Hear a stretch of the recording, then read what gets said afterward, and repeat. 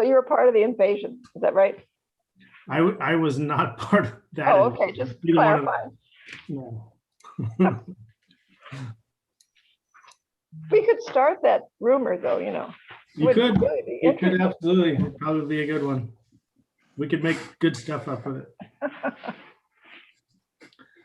Okay, now we're now streaming on YouTube.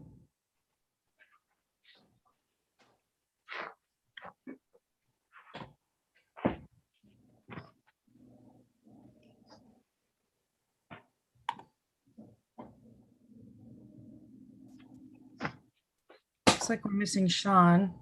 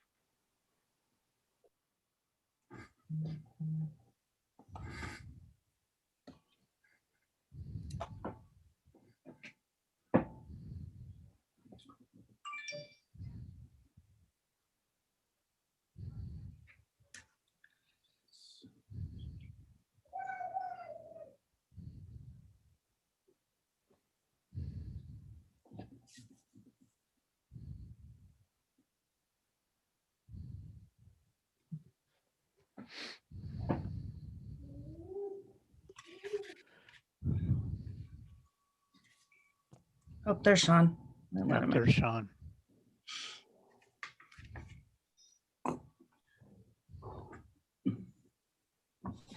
right, great. Well, it's 6 o'clock, so let's get started. Today is Tuesday, July 13th, 2021 at 6 p.m.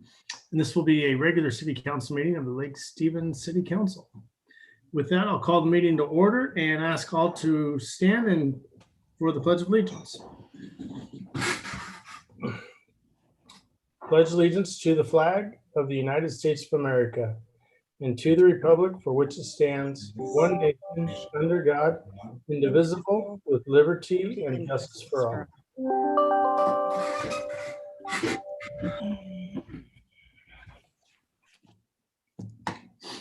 All right. With that, Clerk Chellin, can we get a roll call? Sure. Councilmember Daughtry, I'm here, thank you. Councilmember Peter Shagan, Present. Councilmember Frederick, Here. Councilmember Dickinson, Here? Councilmember Jorstad, Present. Councilmember Ewing. I see you, Councilmember Ewing. There you go. Present. Councilmember Tagent. Present. All right, great. So with that, can I get an approval of the agenda, but we are going to need to add an executive session to it. And Kelly, can you do the two subjects for that? I think we just have one subject tonight, potential litigation, Okay. unless I'm, okay. Yeah, potential litigation. Litigation, no action to follow. Right. Speaking of that, then all the council members present, did you get the link to the session? It should be in your email. It was sent at 1:39 this afternoon. Affirm. Okay, and be that as it may, do we have any other requests for changing of the agenda? Yes, Council President Daughtry, I would request that item K, which is the item under consent agenda, contract with Pace Engineering for a feasibility study for Lake Stevens Regional Septage Receiving Treatment Facility. be added to action items for a brief discussion. All right, so we'll bring item K to action items. Any other changes to the agenda requested by the council? Seeing none, I would entertain a motion. I move that we accept the agenda with the addition of item K, move to action items, and the addition of executive session. Second. Okay, it's been moved and seconded. All in favor, say aye. Aye. Aye. Any opposed? Any abstained? Mr. Mayor, you have an agenda with changes as noted. Excellent. Thank you, President. So with that, we'll move into citizens' comments. And so we will open the floor to citizens' comments. And how we do citizens' comments under a Zoom environment is we ask you to raise your hand virtually or digitally or whatever that is we call it over there in the attendees section. We'll call upon you, bring you into the panelist area, and then you'll have 3 minutes and the floor. If we ask you to state your name and your address and then address the council. Is there anyone in the attendees area that would like to provide citizens' comments tonight? I've got Pablo Granados. Pablo, let's bring him in.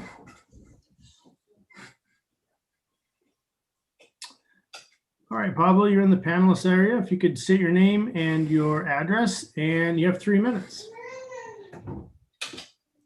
Go ahead and unmute. There you go. Okay, there you go. We got you. Thank you.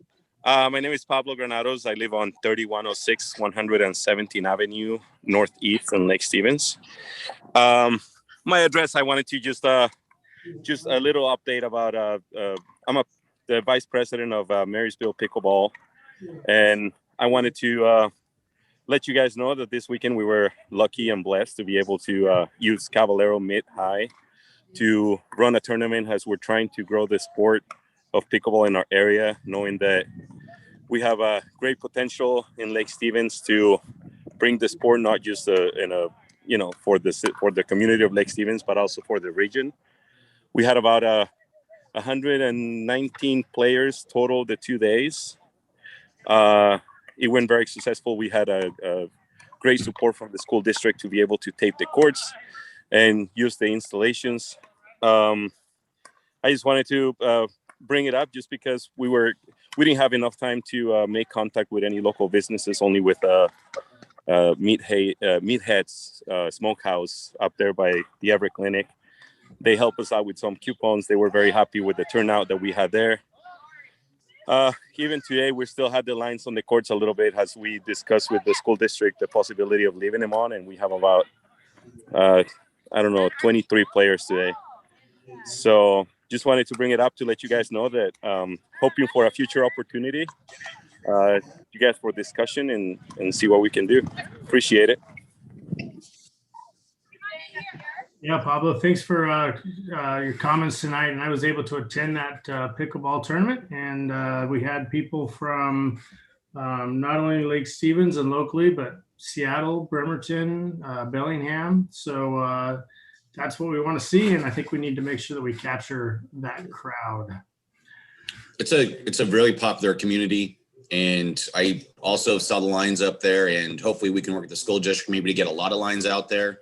And I would think it's great that that tournament that just shows how much interest there would be a regional facility for Lake Stevens to have right in that Caballero area. With that kind of participation level, those numbers should go even higher with an indoor facility in use like that. So that would be really great for the community, as I'm a pickleball player too. So yeah, I agree. And, we'll be having a meeting with the school district, Gene and I, on Thursday. We'll bring that up. Keep the lines on. Mayor, if I can attend that would be great too, if there's room for me to attend.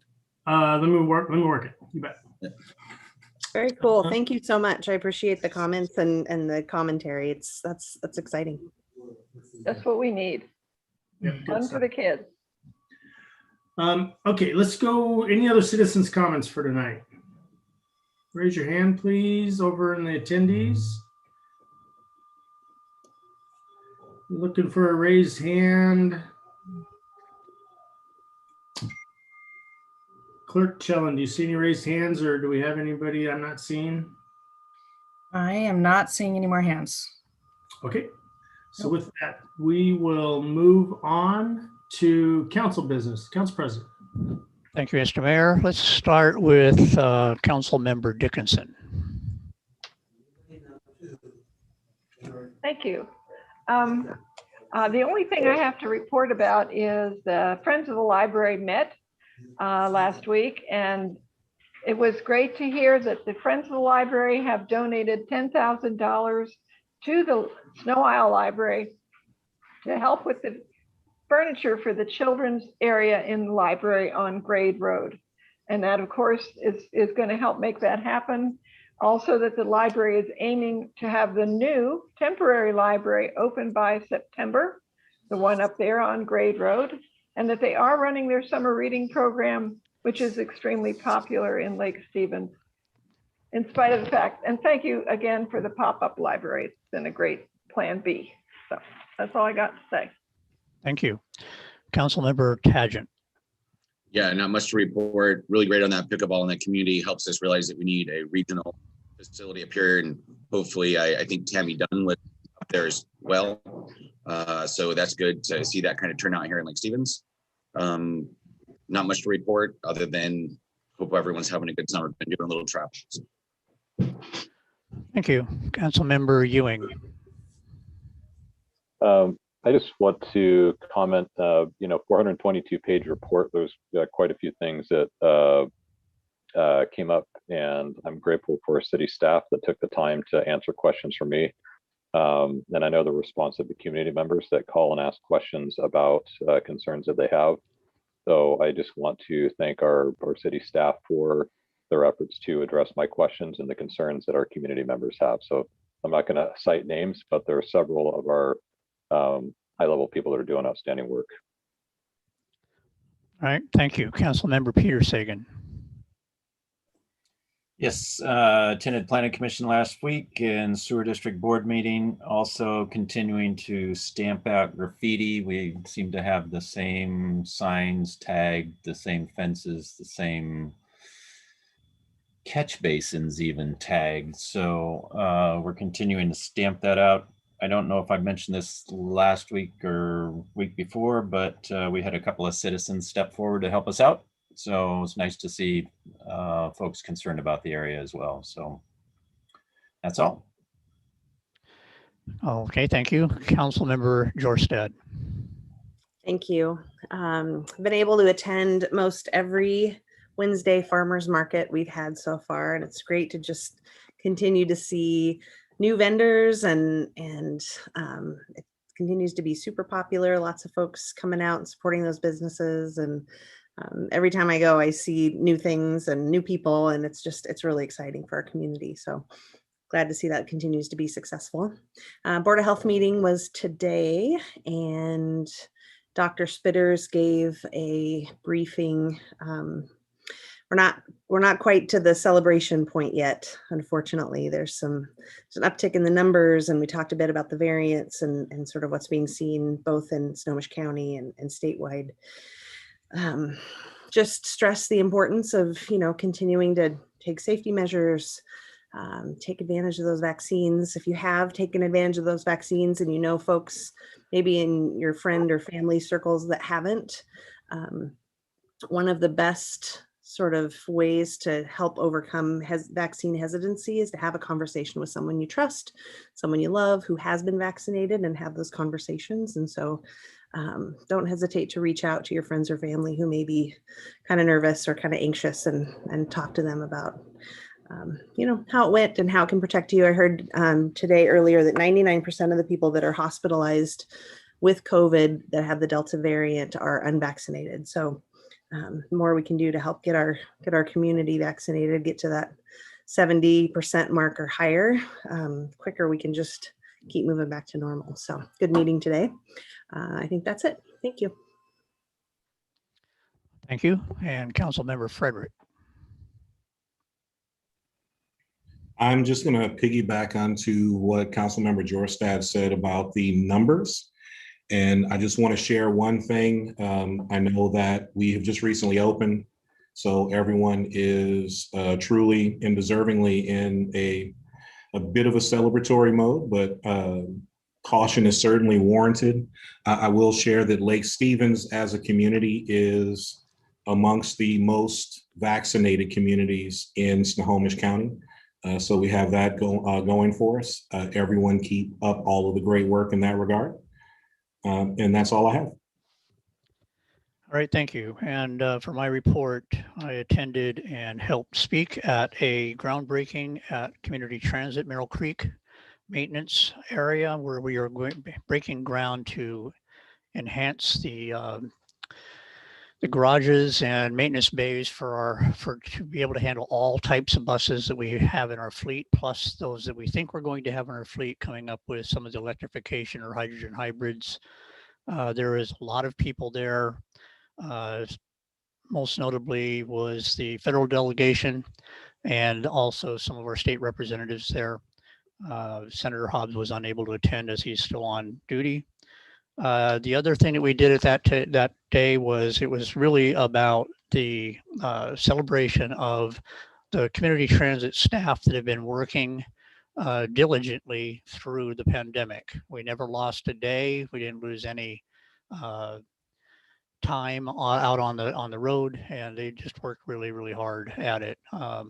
So we did a very major thanks to all of the staff that were operating at the community transit to keep people getting from where they were to where they wanted to be. So that's what I ended up doing last week. This week we have a community transit board of directors workshop, and we're going to be talking about some of the other things that we need to accomplish to get ready for light rail. And I guess it's 3025 now. I don't know. I can't keep track of what's happening with light rail. They keep moving the Everett portion of that. I think it's 2035 now or something like that. So anyway, that's what I had. So Mr. Mayor, back to you. All right, great reports. Good to see everybody out doing stuff in the community. Just a couple things that I have. I did notice that in this morning's staff report that Alyssa, who is running the library right now, the little pop-up library, she reported 40 to 50 visitors a day at that little pop-up library. So that's great. Good info. Shows that one, we have interest, and two, that the pop-up library is successful, right?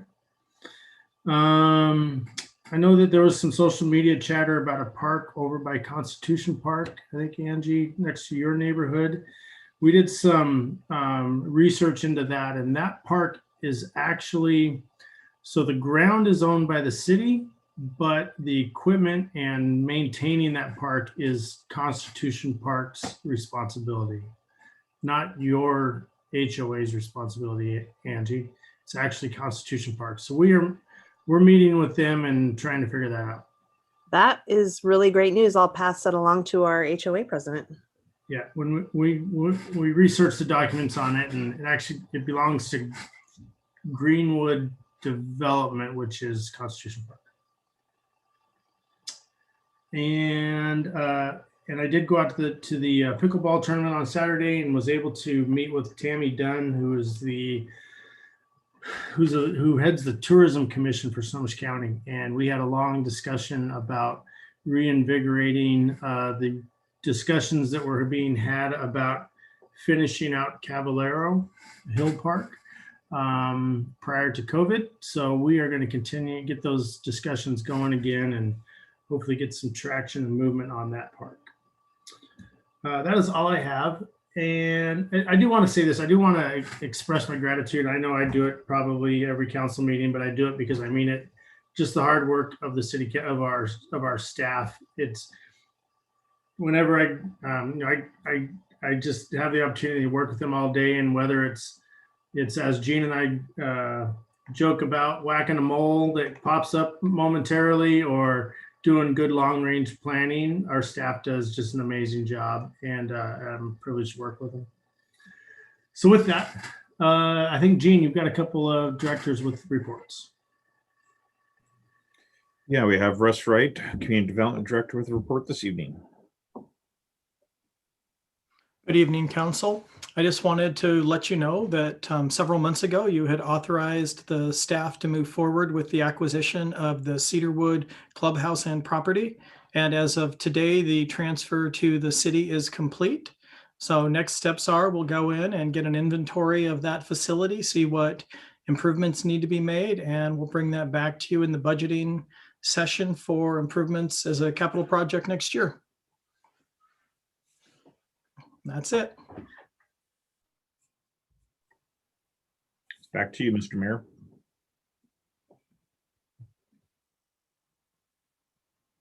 I think we've got Clerk Chellan has a report. I do. Thank you, Mayor. Good evening, Mayor and Council. I have a memo in your packet tonight. And I just want to go over a couple of things. I know you've got a long agenda, so I will make this quick. But so annually, as I explained in the memo, we have to report data from our public records request to JLARC, which stands for the Joint Legislative Audit and Review Committee. And because we spend more than $100,000 in staff costs and attorney costs, we have to report. So it's quite a grueling report in some ways, but it gives out some very useful information. So I want to share that with you.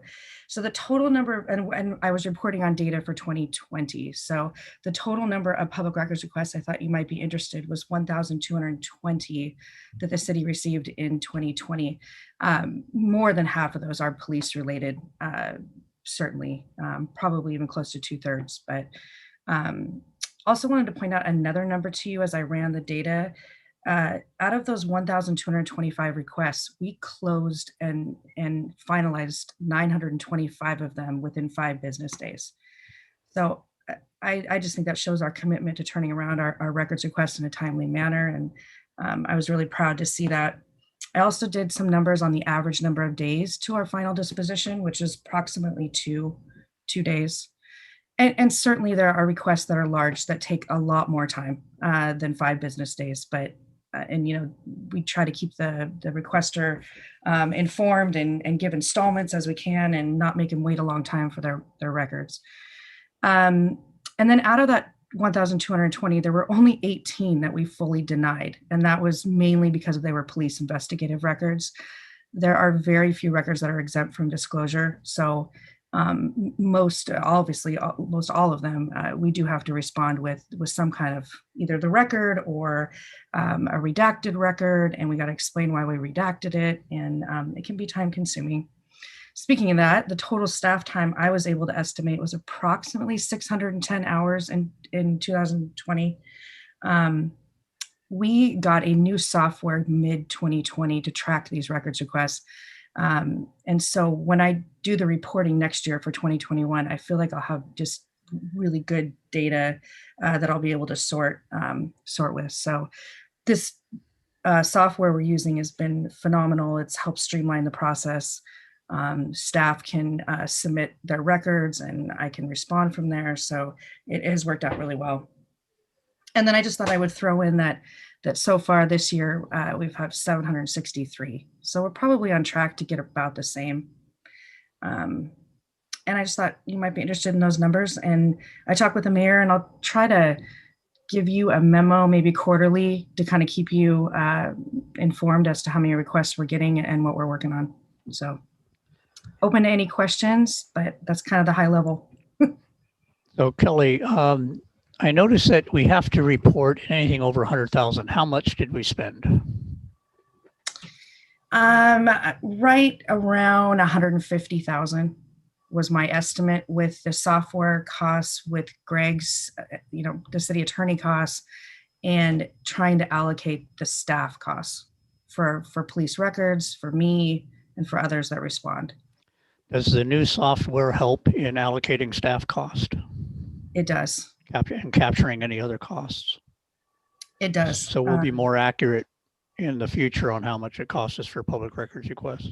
Correct. Yeah, I hesitated not saying we were being accurate. We definitely gave our best estimate, but yes, we'll be able to be much more accurate. Thank you. Kelly. Yeah. It looks like I just did a rough calculations. $150,000 divided by 610 hours averages $246 an hour. So that sounds like we're paying most of that as a Greg's time, since he's probably the highest paid person responding to those disclosures. Or maybe the number of hours is staff time is maybe not quite as accurate as we think. Yeah, so the staff hours does not include Greg's time. There wasn't a way to capture Greg's time. So that's city staff hours in responding. I should have made that note. It was about $35,000 in legal costs for 2020. And that was working with our city attorney's office on advice for records requests and redactions.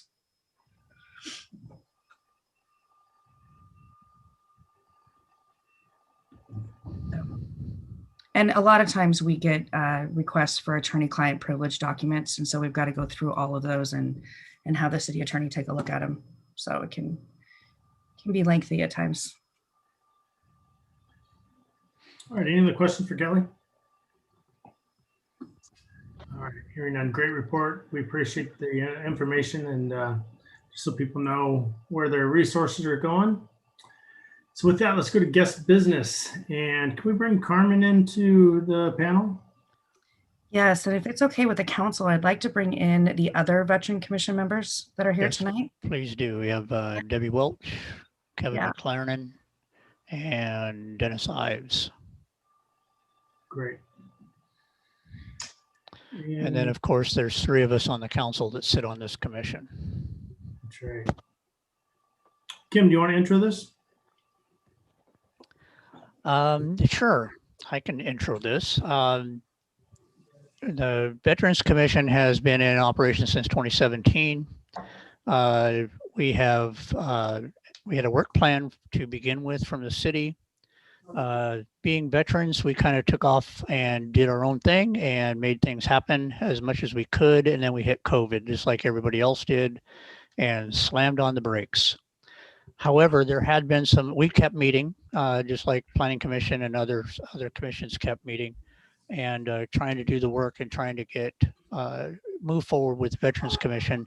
And what we had brought up at one of our Veterans Commissions is that we've been in operation since 2017 and never made a report to the council.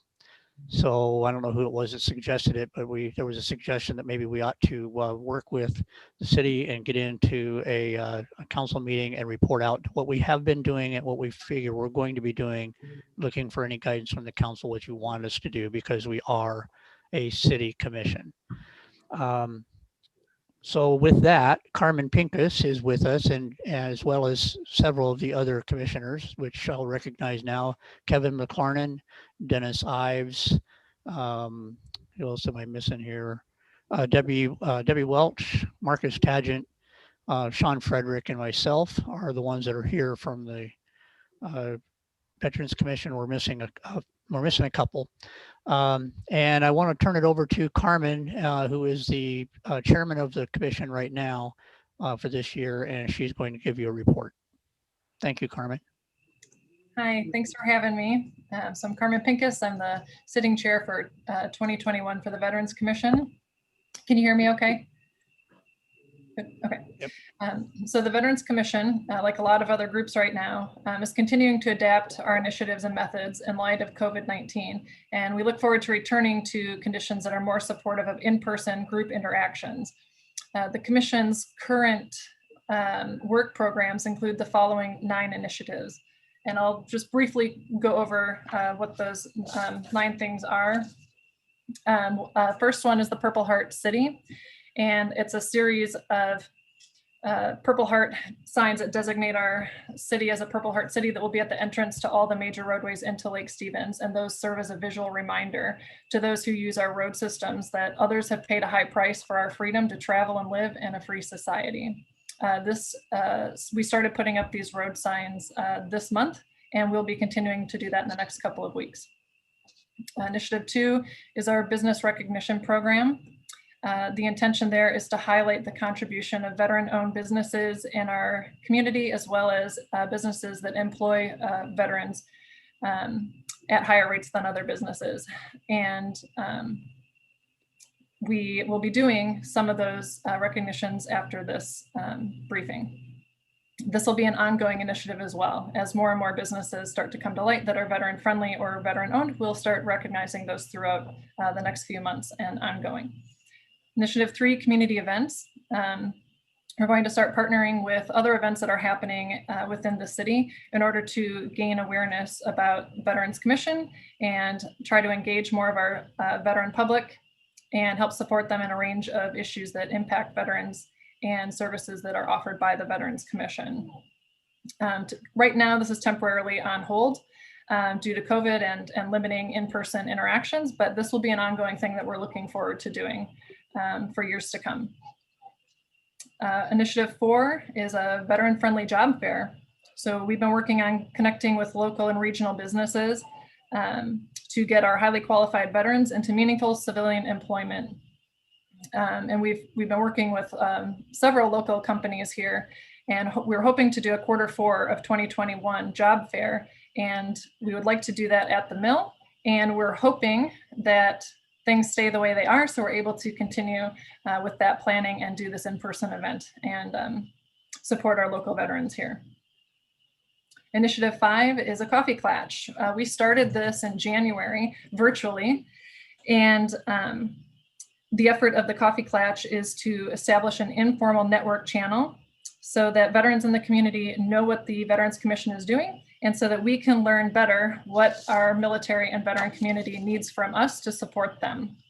Our very first in-person coffee klatch is going to be this coming Saturday, the 17th, at the mill from 8 a.m. to 9 a.m. So we hope we can see some of the public there this weekend for the first time.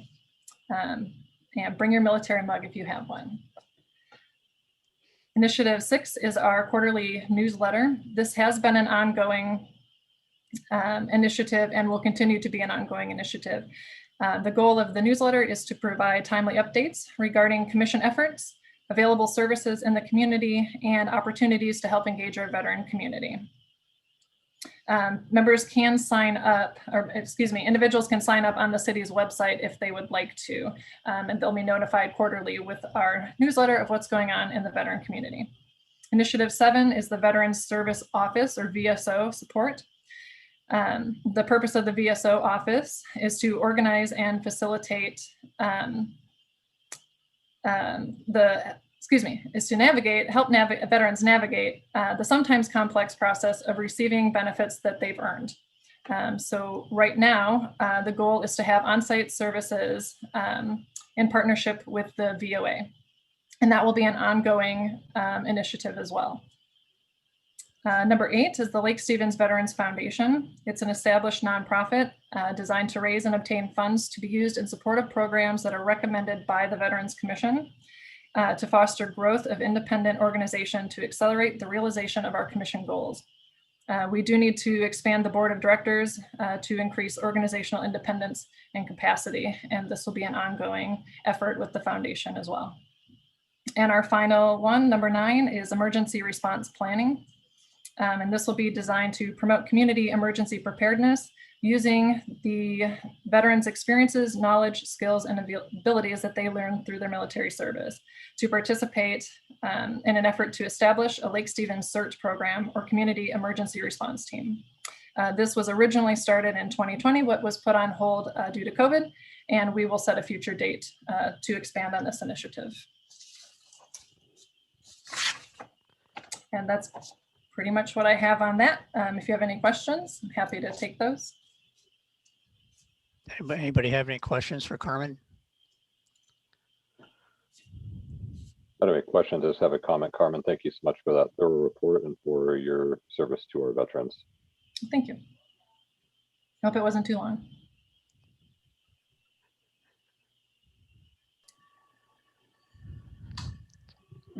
Do we have anything else for the Veterans Commission, for Carmen?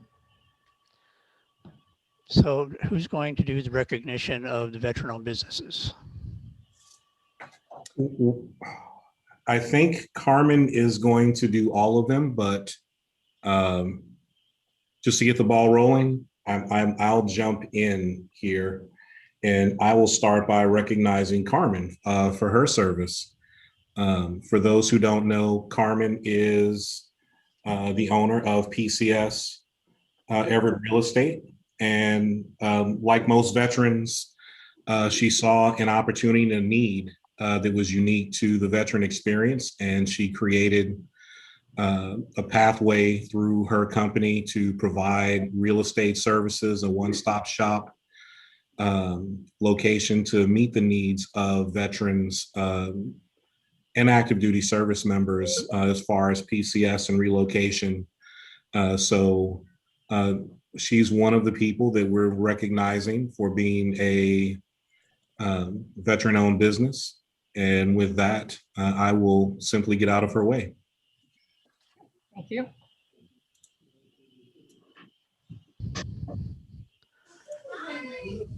Okay. Councilmember Dickinson. Carmen, I would just like to say thank you. As a non-veteran, I see great potential here with this program. And I know there are a lot of vets in Lake Stevens.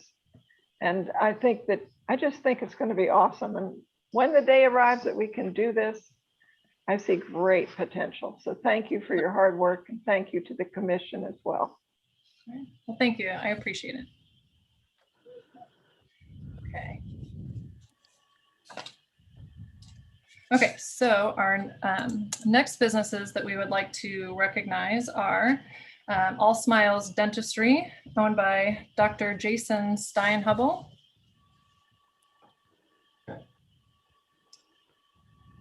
All Smiles Northwest, owned by Dr. Michelle Steinhubble. Rehabber Extraordinaire, owned by your very own Kim Daughtry. Scott's Turf and Tree LLC, owned by Scott and Laura Baggett. And Task Properties Inc., owned by your own Marcus Tangent. All right, thank you, Carmen. Is there any other questions? What do you have? You got our certificates there, Sean? So as we do recognize the businesses, and some of you remember that we did bring businesses into our council meetings to do it in person, and we look forward to being able to do that again. And we do give them a certificate so they can put it in their place of business.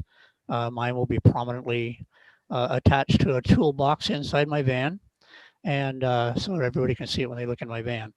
But we think it's important to recognize those businesses because they do help the veterans. And we also want to ensure that other businesses understand that veterans have a lot to offer a business because of how they were taught in the military, leadership, management, the skills that they have. Anybody could benefit from hiring a veteran. So with that, I think we're done. Thank you very much, Carmen, for doing any. Marcus, go ahead. I just want to say it's not just veterans, it's spouses of veterans who are in our community as well. I have employed several spouses with my companies, and I still employ spouses that have been here and then have moved on. So it's a great opportunity to bring a great skill set. And a lot of times they move from place to place every 3 to 4 years. And having those veteran spouses employed as well and giving them opportunity to have some kind of career also is a great thing as well. So just saying it's veterans that are actively serving right now too. So good point, Marcus. Thank you very much. I appreciate that. Anybody else have any other questions or comments? Hopefully we'll be able to do a report to the council I think annually like we do with the others. Like I said, this is the first time we've done this, and I look forward to being able to have the commission make those annual reports to the council. Thanks to all the everybody. Commission and all the time that you guys put into this. I know Kevin has done a lot of work with the newsletters. Carmen, you as well. Dennis, Debbie, thanks so much. And so thankful to have you guys here tonight. And your contribution is very much noted by the veteran community. So. Yep. And as a veteran, I'd like to say thank you as well to the commission for all the work you guys are doing. And I know you'll keep going forward and doing good things. And Carmen, the mug that I will be bringing on Saturday is this one. That's the only mug I got. All right, I'll take it. All right, perfect. Let's move on then to public hearing. We have item C, ordinance 1121, adoption of lot status regulations. Sabrina, this sounds exciting. Thank you, Mr. Mayor. I will share my screen. I have a short presentation to share with the council. Can everyone see my shared screen? Yes. Fantastic. All right. So thank you, commissioners, for your time tonight. I am here to present a lot status code amendment for, of course, lot status determinations.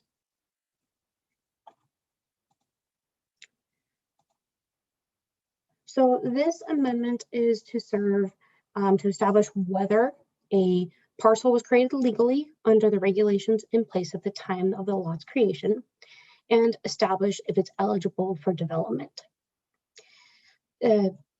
For a background, lots are made in a variety of different ways. They can be made through a subdivision.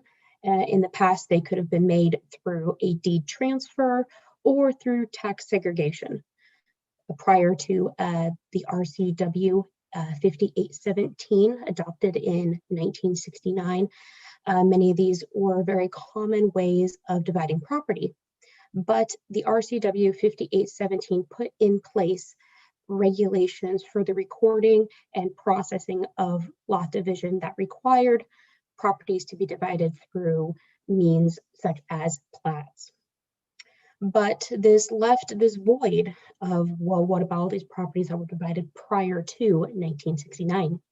There were several Attorney General's opinions written over the years that gave cities the right to make what's known as lot status determinations, so that cities could take a look at properties that had been divided in previous years prior to these code adoptions and ensure that they were created by legal means and that they are eligible for development. Currently, the city has been running under an administrative policy for determining lot status, and we lack a codified process for lot status determination. So through this amendment, we would be proposing a codified process for a determination process to review lot status determinations. Per our code and as written in your packet, we would be able to review lot status as a type 1 land use application, which is what we currently do, or they could also be reviewed in association with a permit that is currently under review for that particular piece of property. The amendment also includes submittal requirements and a decision criteria that staff can use when writing out a determination for lot status. This also provides an appeal structure. This amendment provides alternative methods for determination, such as properties that were divided through a tax segregation process or were created through a fee simple transfer or purchase, such as a deed or dedication. We also have included regulations for when determinations were made prior by the county, in some cases of areas in the city that were annexed after these determinations were made. This lot status amendment is considered a type 6 land use application that requires city council public hearing. Staff has determined that the proposed amendment meets the decision criteria and is exempt from SEPA environmental review as a land use action. The Planning Commission held a public hearing on June 16th and has recommended approval of the amendment. Staff asks City Council to take public comment, deliberate, and make a motion to adopt Ordinance 1121. I am happy to take any questions that the council may have.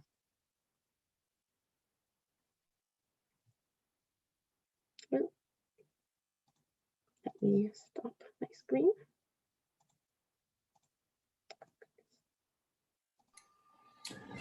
All right, do we have any questions for Sabrina?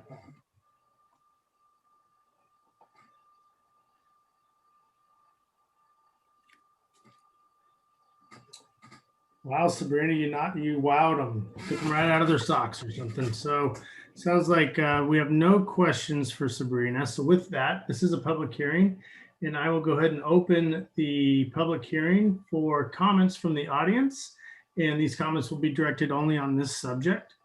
So with that, we'll be open for public comments, and I'll look in the attendees group to see if anyone wants to raise their hand to make a public comment on just this public hearing.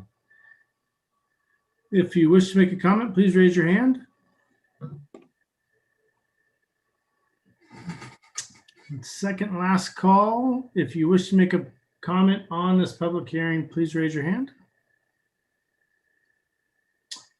I'm seeing no raised hands. So with that, we'll go ahead and close the public comments portion of this hearing. And Sabrina, do you have any further comments? No, sir. Thank you very much for your time. All right. And is there any further questions or any questions for staff? Mayor Gailey, I don't have any questions, but I just wanted to comment, having attended the Planning Commission meeting when they were discussing this item. Sabrina did a great job of reviewing this with them, and they did a thorough, as she can attest, to a thorough review of this. There was lots of questions, and I think they did a very good job in their due diligence in going through this. So I just want to make those comments. It's great. Good to hear. Has Master Builders weighed in on this? Has this gone by Master Builders? No, no, Commissioner, so it has not. Okay, good. Was Masters Builders present during the Planning Commission? They were not, to my knowledge, and they have not made any direction to want to comment. Okay. Was there any public comment at the session? We have not received any public comment during the Planning Commissions or the public hearing. There was no public testimony. Thank you. Great. Okay, so with that, we'll go ahead and close the public hearing, and I'm looking for an action from the council. Mr. Mayor, I would move to approve ordinance 1121. Second. Okay, so I have a motion and a second to approve ordinance 1121, adoption of lot status regulations. Do I have any discussion on the motion? Hearing no discussion, I'll call for a vote. All those in favor? Aye. Aye. And any opposed? All right, ordinance passes. Good job, Sabrina. Well done. Thank you, Commissioners. Have a wonderful night. You too.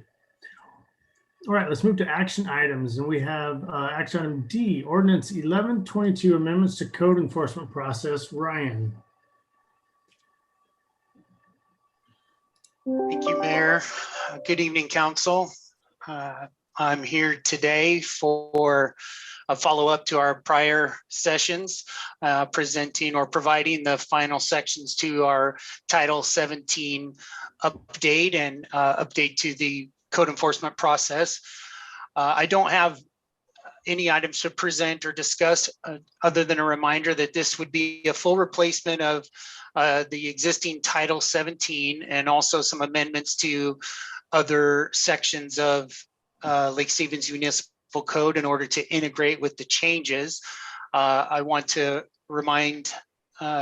give a reminder that the bulk of these provisions currently exist in Lake Stevens Municipal Code. This is simply just reorganizing, clarifying some of those requirements and adding some additional provisions to improve our process.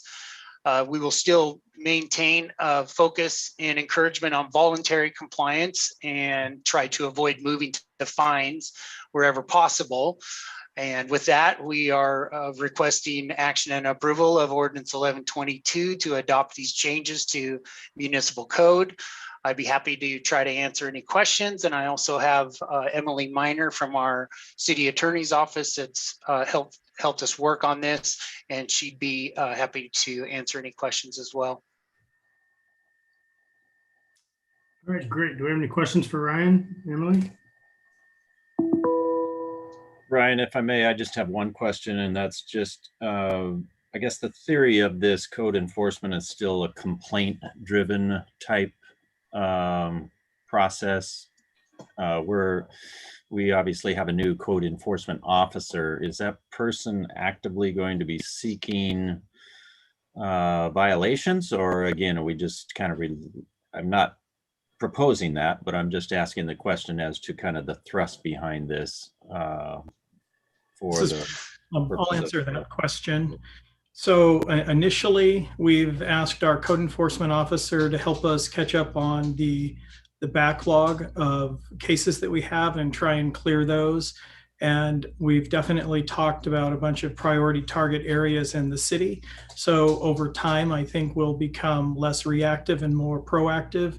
But substantially right now, we're still complaint driven, but we'd like to be able to ramp up our efforts as we move into next year.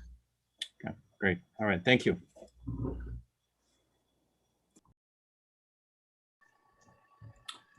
Any other questions for Ryan?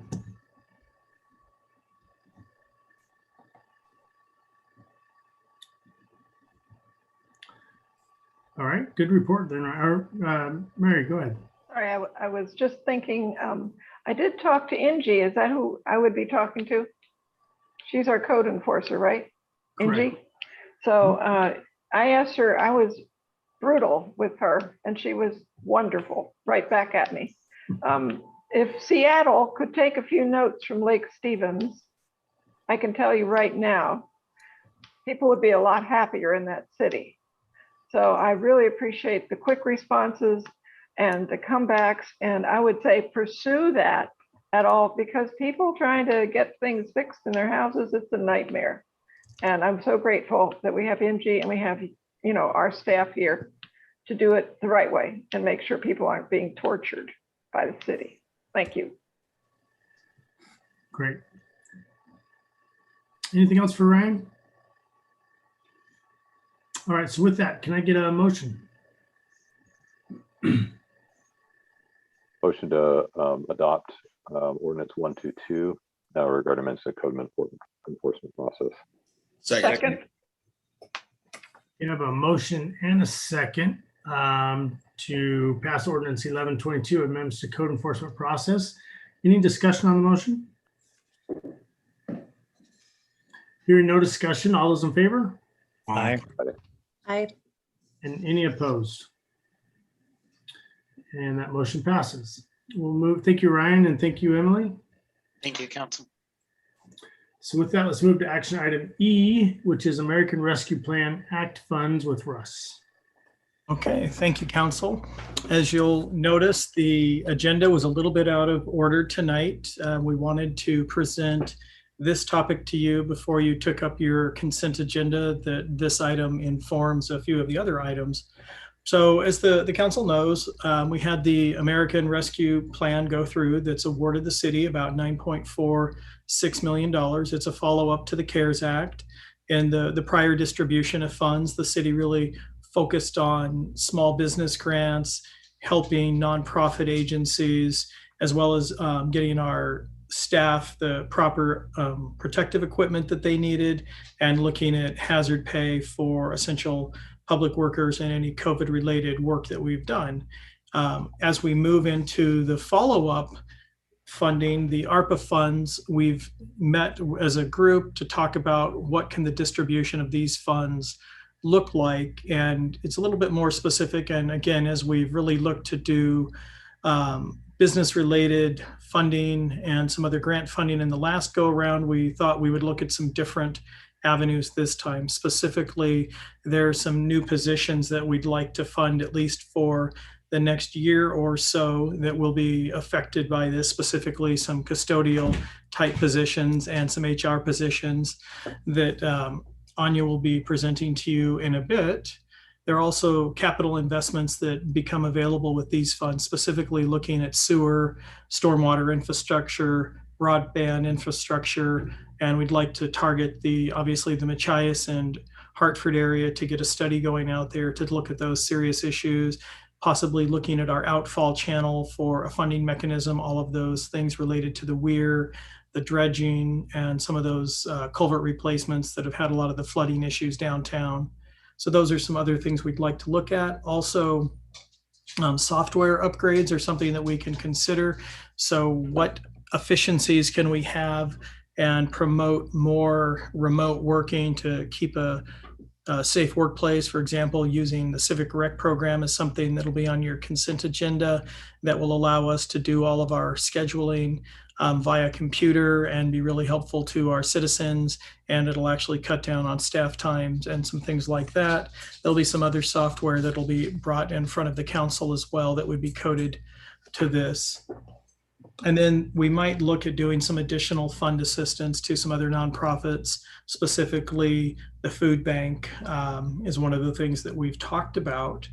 And as you'll see at the end of the staff report, the funds need to be committed by December 24, and they need to be spent by December of 26.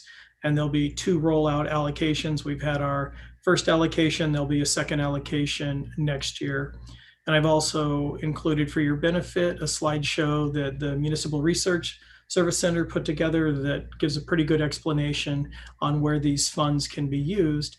With that, we're just really looking for some direction from council tonight. And I believe myself, the mayor, and any of the other affected directors will be able to address any questions that the council may have about the proposed funding package.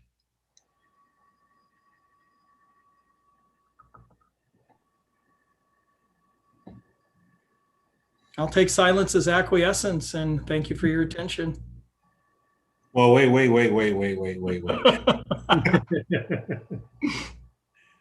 Nice try. No, I would just like to take a moment. Thank you for the presentation. I had been looking for a presentation on ARPA funding, so I was really grateful to see that in the package.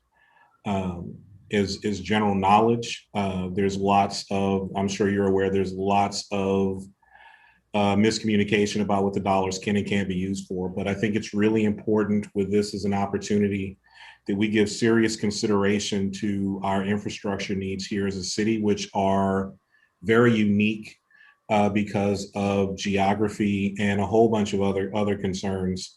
I really like the idea that I see Machias specifically called out there because of the unique challenges in that area of the city in particular. So really looking forward to seeing what next steps look like. I just wanted to share that. Thank you.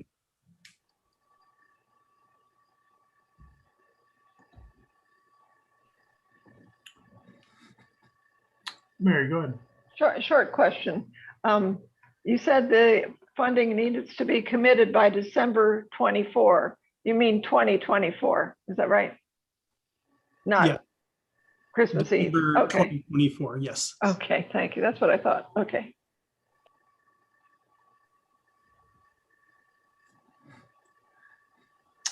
Any other questions? Okay, thank you, Council. Okay, so it looks like we do need an action here.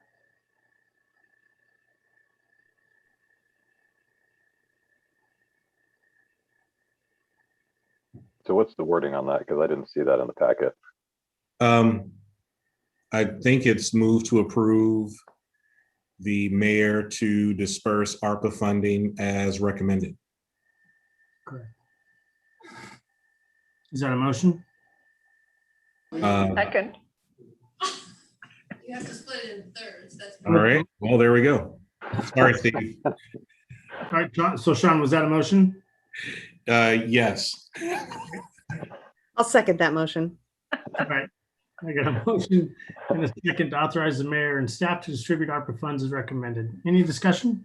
Yeah, I got a discussion on this. So there's 4 things listed that you're going to direct staff to spend the dollars on. Is there any, because we just approved those 4 particular issues, is there any mechanism for us to change those issues in the future if something else comes up? I think that if something else comes up in the future, we can always come back and amend this list, come back to the council and amend this list. But this gives us a good guidelines within those 4 brackets to work with.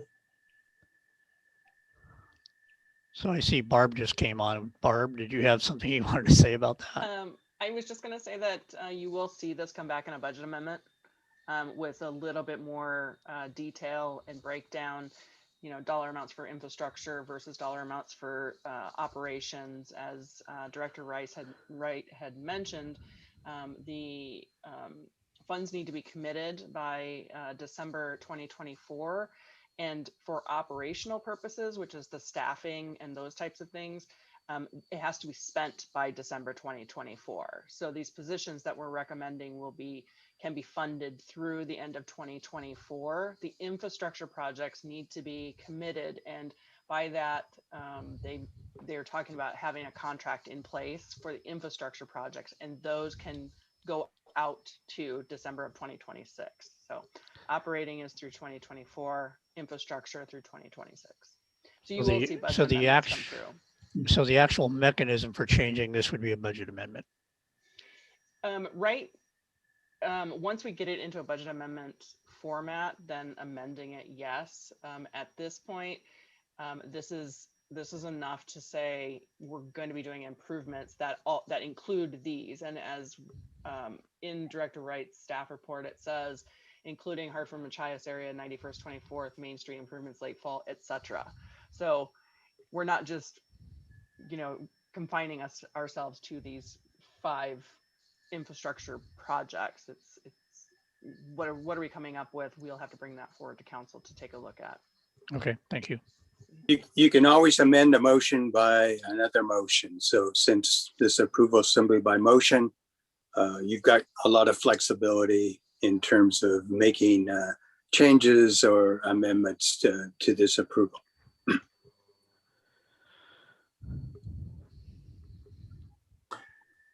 Any other further discussion? All right, hearing none, I'll call for a vote. All those in favor? Aye. Aye. Aye. Aye. Aye. And any opposed? All right, motion passes. Thank you very much, Russ, for that work. And let's move to action item F, American Rescue Plan Act funded positions. Anya. Good evening, Council. Well, I got a great intro by Director Wright, so thank you. I'll kind of summarize. I put a lot of detail into this staff report, but there's 3 main staffing needs that we identified. And this was identified by a collaboration of the directors, the mayor, city administrator, et cetera. The first position that we're recommending would be a professional services agreement that we would bring back to council to approve. It would be basically a consultant that would help the city design and implement and evaluate the projects funded by ARPA, and also work with like Snohomish County across agencies, making sure that we're distributing the funds. And it would work closely with our accounting and finance department, making sure we are documenting everything correctly and all of that. We approximate that to be about a 20-hour-a-week position, and I think we have some ideas on where we can go find someone like that. I don't have an approximate cost though on that, but like I said, we would bring that professional services agreement back to council at the time. The next bullet is for the Public Works Department, 2 custodians. We've looked, in this last year with COVID, we've really seen an increase in need with cleaning and deep cleaning, more so than our current janitorial services provide. Additionally, we have the mill, which is going to be up and going. So these positions would help set up, break down, and clean up after events. We've also acquired many parks or expanded or beautified our parks, and we want to keep them nice and open new restrooms. So this position could potentially help with some restroom and free up some of our crew worker duties that are currently in the parks and free up their time to do actual maintenance and other public works duties. So this position, we probably wouldn't call it a custodian. We kind of just threw that name out there. It would probably be more of like a facility maintenance technician. They could also do maybe some light facility maintenance as well. Those 2 positions, we would see those being 7-day-a-week coverage, which is why we're asking for 2. We're, with the mill and like what I just said with the parks and the city buildings, they would be all over the place. We have 2 beautiful, the new buildings. The Public Works Department is opening their new shop here soon that we're going to need to be maintaining, and we also have the new police station, which requires a lot of upkeep as well. We would have to negotiate these salaries with the Teamsters. They've been given a heads up that we were thinking about this, and they are very supportive of this. We would have to engage in an MOU and establish the salary level, which we've approximated would be around 140 with salary and benefits for both positions. And then we would require outfitting, a van and janitorial equipment, custodial equipment, et cetera, for 2 positions. The third bucket is an HR technician. Currently, we're budgeted and we're recruiting for a half-time HR technician. Since COVID's hit, we have completely changed the way our workforce operates. We are doing teleworking, now we're doing a hybrid workforce, and we continue to see that it's been a struggle for HR to keep up with no use of electronic forms. We are trying to implement an online performance management system. We haven't had the time to get off the ground. Same thing with a training platform. We've gotten off the ground but it's all online things that we are needing. And including that would be maybe doing electronic personnel files, electronic just records management systems in general. I know we have Laserfish as a program, and we also have NeoGov, the NeoGov platform that we could develop even further into an HRIS information system to allow employee self-service on a lot of these items. So this position, we could use ARPA funds to support that teleworking and the effects of COVID-19. And I'm just requesting that it get reclassified from a part-time to a full-time immediately. And that would cost about $48,000 per year. I think that's about it. It wraps up in a nutshell what's all in the staff report. Do I have any questions? Just a clarification. Thank you, Anya. I believe I read that the consultant position obviously would just be a temporary position to help sort of manage the spending of these funds, but these other positions, the 2 public works position and this increase would be permanent. Were these, when we talked about kind of the longer range staffing plans at the beginning of the year, were these positions part of that plan, or are these newly added positions and expansions due to COVID? And then I guess my follow-up question is have we sort of budgeted to continue to fund those positions once these dollars are expended? So you broke up a little bit. I don't know if that was on my end or your end, so I hope you guys can hear me okay. But the custodian position originally was requested in the last budget. It was on the organizational chart for 1 position. So adding it and approving the position that was in the staffing plan from last year. And then the HR position was already slated as a half-time, and it was in the strategic plan to go full-time in the next year. And as far as the continuing of paying for these salaries in the future, I've talked to Barb about that. And I believe, I'm not sure that's all, I'm not sure exactly, maybe she can help answer that question. But I know with Costco coming in and other things that we're anticipating in the future, that these could help pay for that as well. And I think there, Anya, to your point, it is a, sanitation COVID stuff, but also the parks are getting some extraordinary use. Especially Cove Park and Lundin Park and Davies Beach are just totally inundated with patrons. So, I mean, it makes sense that we have folks that are able to sanitize and provide other appropriate services to maintain their beauty and safety. I'm in agreement as well. I look forward to bringing these positions on. I think we need them, and we have top-notch facilities. We need to keep them clean, and we always do a lot with a little. Sometimes we have to step out of our financial thoughts and make sure that we keep the parks and the communities and cleanliness at the forefront. So I'm all for that. I can personally never step out of the financial thoughts, but I will say I do agree with what Director Warrington said about we do have a lot of new retail sales coming in. We have more annexations for property tax.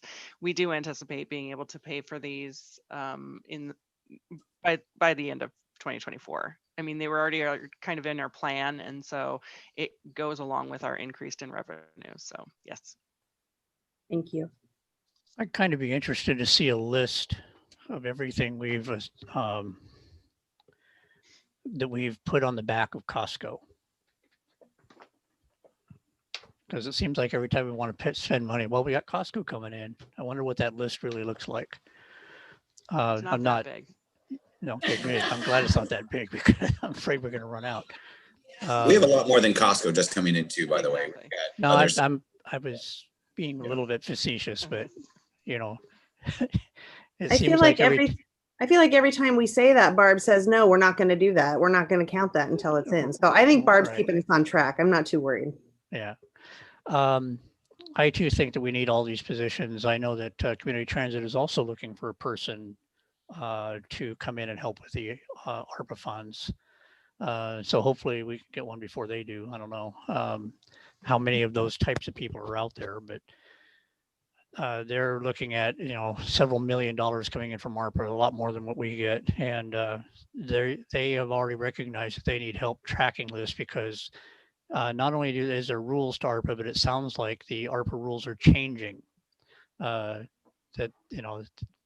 haven't really signed the ARPA thing in ink yet. It's still changing as we speak about it. So hopefully that's going to get resolved pretty quickly so everybody knows what's going on. I know Barbara's been talking with people to try to figure out, the ins and outs. I know that the CT Financial Group has been trying to figure it all out, and it changes. It depends on who you talk to sometimes.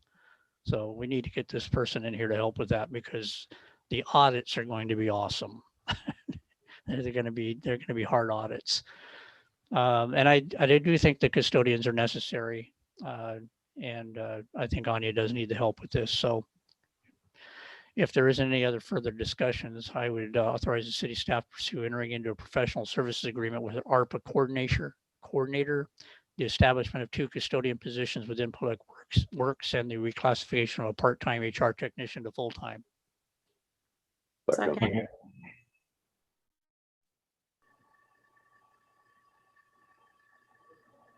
I didn't get that second. I'm sorry. Who was the second? I heard Councilmember Ewing. Okay, thank you. So with that, we have the motion and a second on the motion. Any further discussion? And just so you all know, I did reach out to Doug Levy for some recommendations of the contract ARPA help, and he's given us 3 names that we'll start vetting here and see who we bring on. So with that, I'll call for a vote. All those in favor? Aye. Aye. Aye. And any opposed? All right. Thank you for your support of the staff on that. And with that, we'll go to action item K, which was brought up out of the consent agenda, which is contract with Pace Engineering for a feasibility study for Lake Stevens Regional Septic Receiving Treatment Facility. And that's going to be Gene. Thank you, Mr. Mayor. Good evening, Council.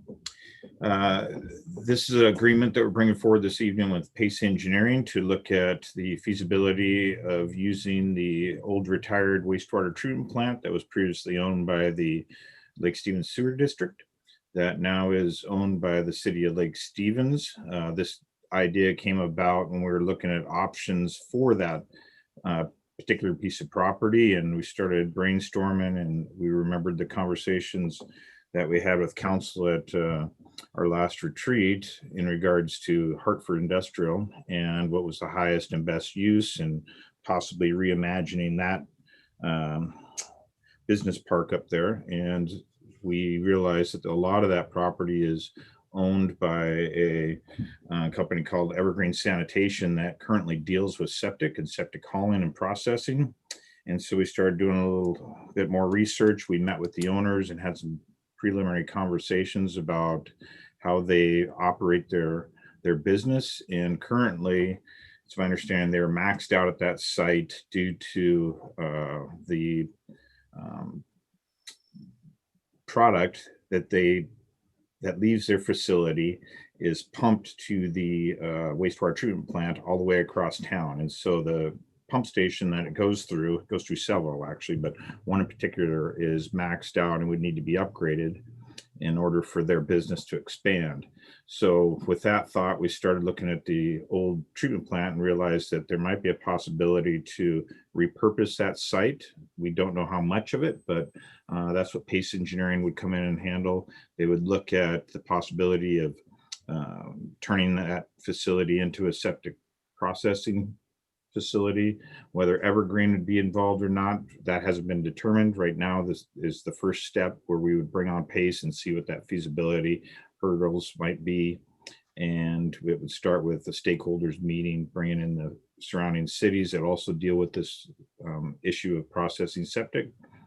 Lake Stevens Sewer District would be involved in that. And I have had preliminary conversations with the Lake Stevens Sewer District, and they are also in favor of looking at the feasibility of using this site, and it would help them reduce energy costs, wear and tear on the lift stations and the like.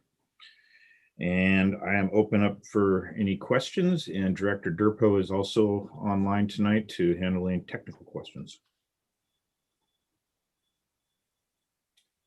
Thank you, Gene. I'll jump in here since I was the one that requested this to be opened up for discussion. One thing I'm not seeing on this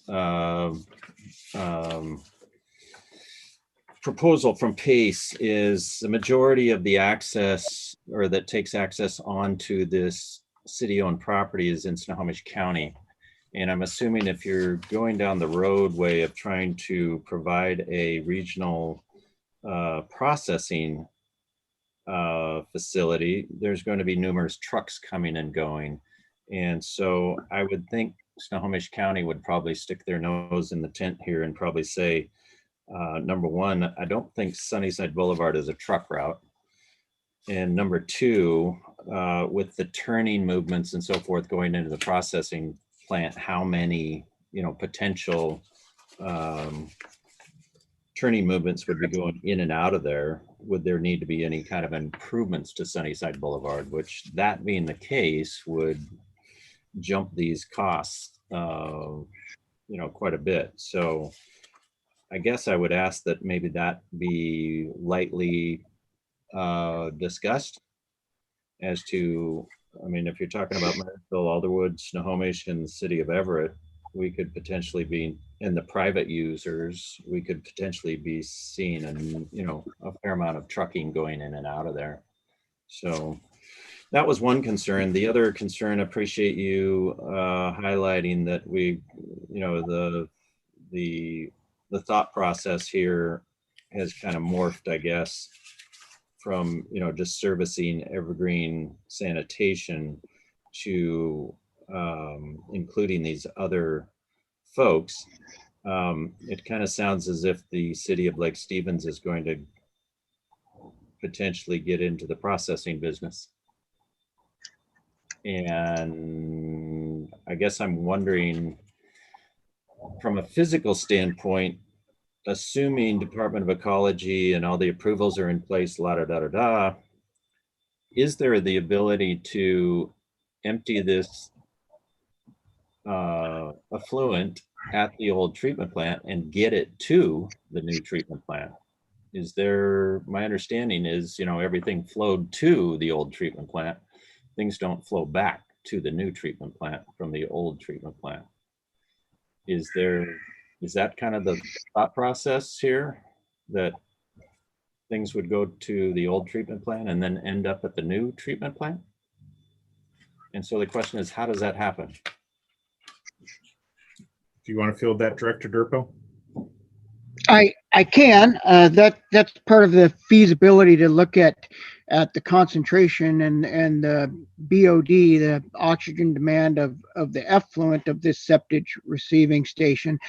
You might note right on Sunnyside Boulevard, there is a current pump station there where they actually do pump now. Instead of it gravitying, now they do pump up Sunnyside. So there is the infrastructure there to do that, but it would be nice if you didn't have to. So that's kind of looking at the process that you would use to treat septic waste, which is a little different and a little stronger.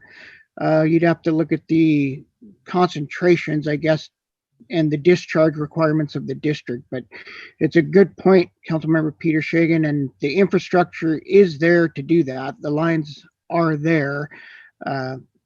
Just a matter of changing direction. So definitely something that we would look at, though. Okay. And so the first part of this is just having a discussion with DOE, lump sum cost of $5,000, assuming DOE thumbs down, end of deal, right? Is that the idea of the way this is set up? Correct. And as you pointed out, Snohomish County, this isn't a complete list of stakeholders, but they would be a big player in that. The approach, you hit the nail on the head. The approach into that site is poor at best. And so you would be looking at potentially some retaining walls, bringing the road up to grade to where the vehicles could safely enter and exit Sunnyside Boulevard. And so there would be some cost, and that's part of the feasibility study. We have asked those questions of pace. So I appreciate you pointing that out. Okay. And then lastly, on the list of stakeholders, City of Everett, any way to tie this to the water transmission line? Perhaps. Okay, I would encourage that. So sometimes things go full circle. So anyway, thank you.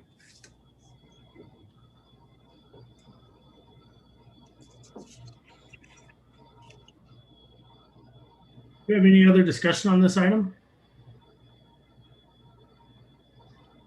So with that, can I get a motion on this item?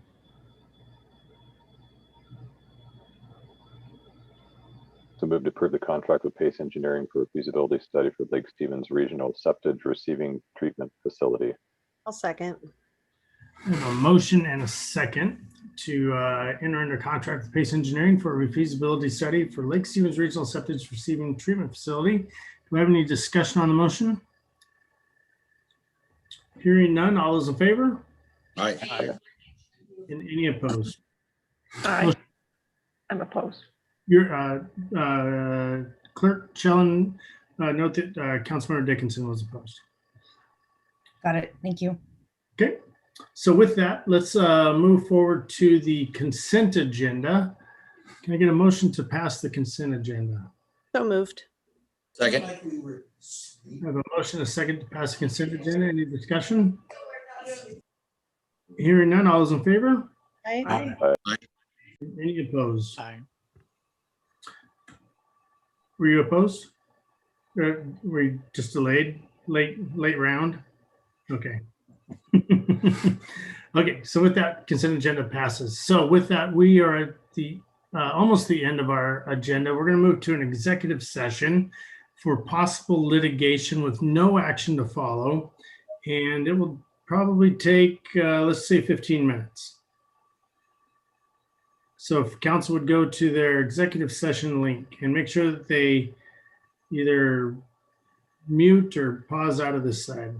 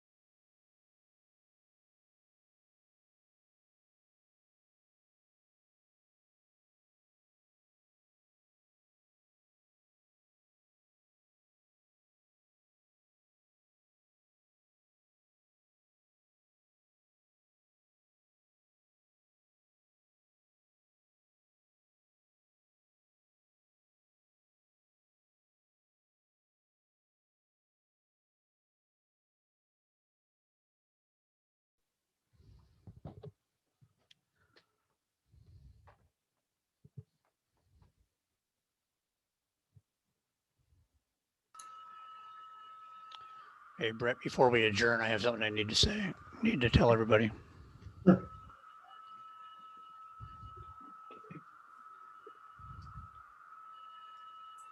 worry, Kim. We love you too.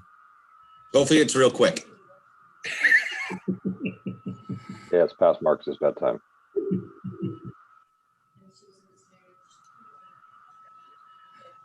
Kim's not smiling though.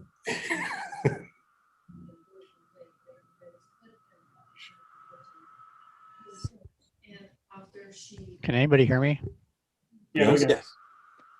I can't hear you. Ooh, we can talk about him and he won't even know it. Yep, we have been. Let's do it. That's awesome. He won't mind anyways. No, probably not.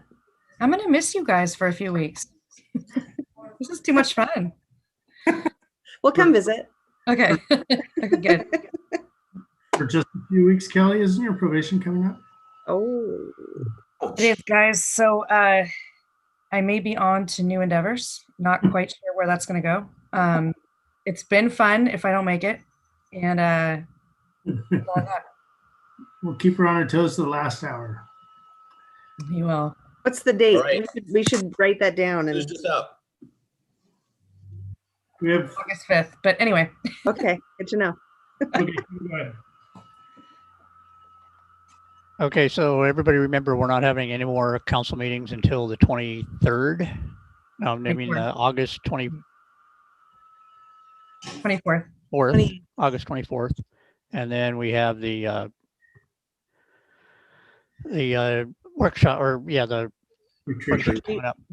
And you've all gotten the agenda in your package, so look it over and see if you have any questions that we can send to staff as necessary and have everything ready to go. And we will be meeting in person for both of those.